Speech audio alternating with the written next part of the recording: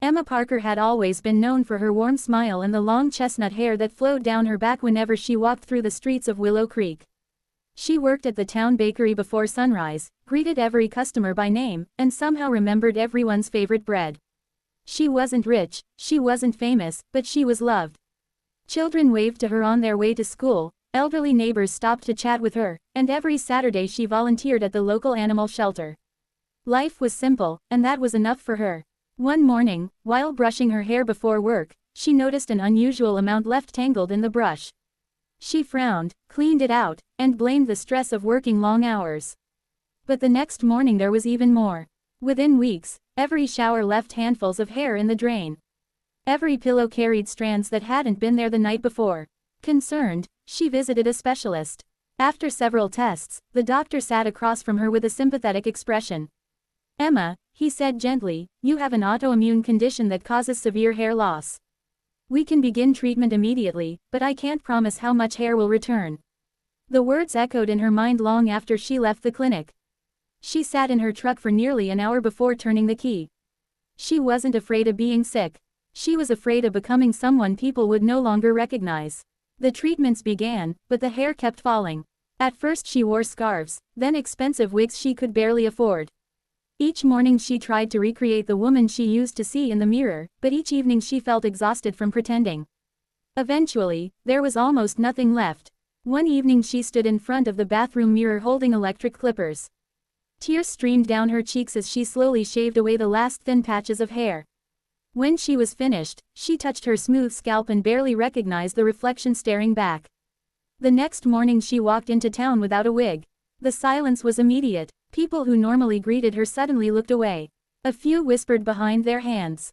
Others stared without shame. A little boy asked his mother why the lady didn't have hair, and his mother hurried him across the street instead of answering. Emma pretended not to notice, but every glance felt like another stone added to her shoulders. Business at the bakery became awkward. Customers who had always chosen her register quietly stepped into another line. Friends who once invited her for coffee suddenly claimed to be busy. Invitations stopped coming. Phone calls became rare. The loneliness hurt far more than the illness itself. Across town, Luke Carter noticed everything. Luke owned the largest cattle ranch in Willow Creek. Tall, broad-shouldered, and respected throughout the county, he had become something of a local legend. Women admired him, ranchers trusted him, and children looked up to him. Despite all the attention, Luke preferred quiet evenings on horseback over crowded gatherings. He had known Emma for years. She always slipped an extra cinnamon roll into the bag whenever he visited the bakery before dawn.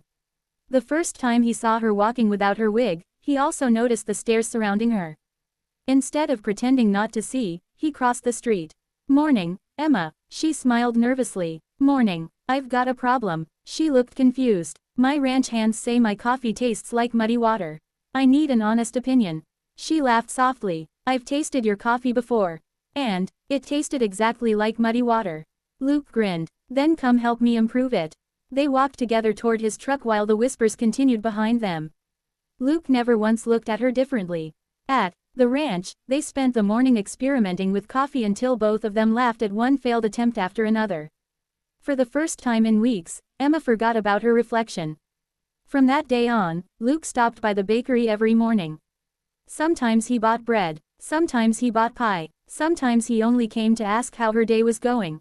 The town noticed. People began whispering about the handsome cowboy spending so much time with the bald woman. One afternoon, Emma overheard two women talking outside the grocery store. "He could have anyone." "I know. Why would he waste his time with her?" Emma quietly turned around and walked home. That evening there was a knock at her door. Luke stood on the porch holding a basket filled with vegetables from his garden. "You disappeared pretty quickly today." "I'm just tired." He looked at her carefully. "What happened?" She hesitated before telling him what she'd heard. Luke remained silent for a moment. Finally he said, "Do you know what I see when I look at you?" She shook her head. "I see the woman who spends every Christmas serving meals at the shelter instead of opening presents. I see the woman who rescued 3 abandoned puppies during a snowstorm. I see the woman who stayed all night with old Mrs. Jenkins when everyone else went home. I've never once thought about your hair." Emma felt tears filling her eyes. "I don't feel beautiful anymore." Luke answered without hesitation. "That's because you've been listening to people who confuse beauty with appearance. As summer arrived, Luke invited Emma to the annual county fair.